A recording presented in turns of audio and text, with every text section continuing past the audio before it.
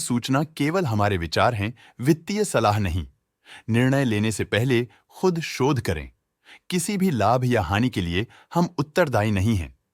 आज हम देख रहे हैं वंडरला हॉलिडेज लिमिटेड के 2024-25 Q4 की standalone financial performance. Starting with the sales, पिछले क्वार्टर से सेल्स में -20.5% का डिक्रीज हुआ है, मगर कंपनी ने पिछले साल के मुकाबले मार्जिनल सेल्स डिक्लाइन रिपोर्ट किया, around -3%। Expenses -9% quarter on quarter decrease हो गए हैं, जो साल भर के 20% के राइज के साथ अलाइन करता है। एक्सपेंसेस में डिक्रीज अच्छा है, लेकिन सेल्स में डिक्रीज निराशा की बात है। ऑपरेटिंग प्रॉफिट, जो पिछले साल के कंपैरिजन में -44% डाउन हुआ है, quarter on quarter around -47% decrease हुआ है। Operating profit margin OPM annual basis पे -15% से डिक्रीज हुआ है और पिछले क्वार्टर के कंपैरिजन में -10% से डिक्रीज हुआ है। एक्सेप्शनल आइटम्स को ऐड करके अदर इनकम पिछले क्वार्टर के कंपैरिजन में 116.5% बढ़ गई, बावजूद इसकी ईयरली ग्रोथ 110% हुई है। इंटरेस्ट एक्सपेंसेस पिछले क्वार्टर से 37.5% अप हुआ, लेकिन ईयर ओवर ईयर इंक्रीज 29.5% हुआ है।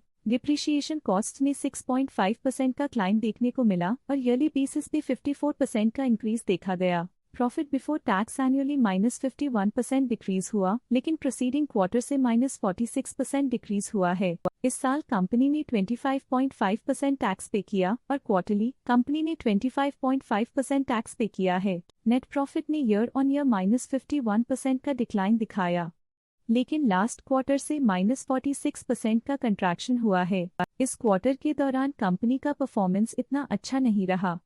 नेगेटिव नेट प्रॉफिट लॉसेस को इंडिकेट करता है। वहीं अगर एनुअल एनालिसिस की बात करें तो साल के दौरान कंपनी का परफॉर्मेंस अच्छा नहीं रहा। नेगेटिव नेट प्रॉफिट का मतलब है कि कंपनी प्रॉफिट के कंपैरिजन में नुकसान उठा रही है। अर्निंग्स पर शेयर EPS में ईयरली -56.5% का डिक्रीज देखा गया, लेकिन क्वार्टरली में 49.5% की गिरावट भी नजर आई। इस क्वार्टर में कंपनी का EPS इतना अच्छा नहीं रहा। नेगेटिव प्रॉफिट कमजोर एफिशिएंसी को दिखाता है। वंडरला हॉलिडेज लिमिटेड के फाइनेंशियल स्नैपशॉट को रिव्यू करते हुए कुछ मुख्य ट्रेंड्स सामने आए हैं, जो कंपनी की परफॉर्मेंस पे रोशनी डालते हैं। मार्च 2022 से मार्च 2025 तक वंडरला हॉलिडेज लिमिटेड की फाइनेंशियल जर्नी में सबसे पहले बात करते हैं सेल्स की। इस साल -5% की कमी के बावजूद पिछले 4 सालों में सेल्स में लगभग 2.5 गुना की वृद्धि हुई है। इस साल सेल्स में गिरावट आई है, लेकिन पिछले 2 साल में अच्छी ग्रोथ हुई थी, जो एक अस्थायी रुकावट को दर्शाता है। अब बात करते हैं एक्सपेंसेस की।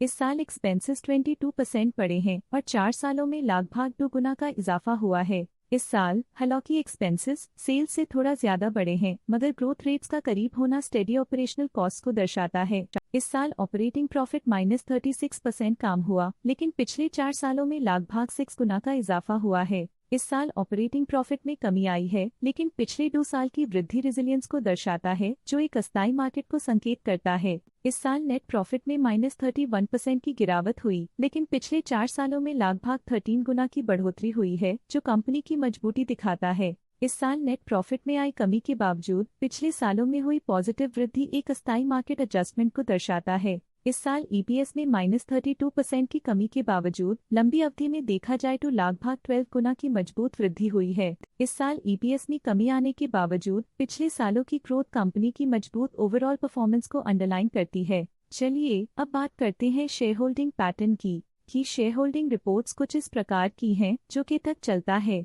ये रिपोर्ट कंपनी के शेयर्स की डिटेल्ड जानकारी देता है, जिसमें promoters, promoter groups, foreign investors, public investors और सरकारी एंटिटीज शामिल हैं। जब कंपनी के शेयर्स का अधिकतम हिस्सा प्रमोटर्स, FII, DII या गवर्नमेंट के पास होता है, तब ये माना जाता है कि कंपनी मजबूत हाथों में है, जो स्थिरता और मजबूत समर्थन को दर्शाता है और इस मार्केट की स्थिरता बनी रहती है।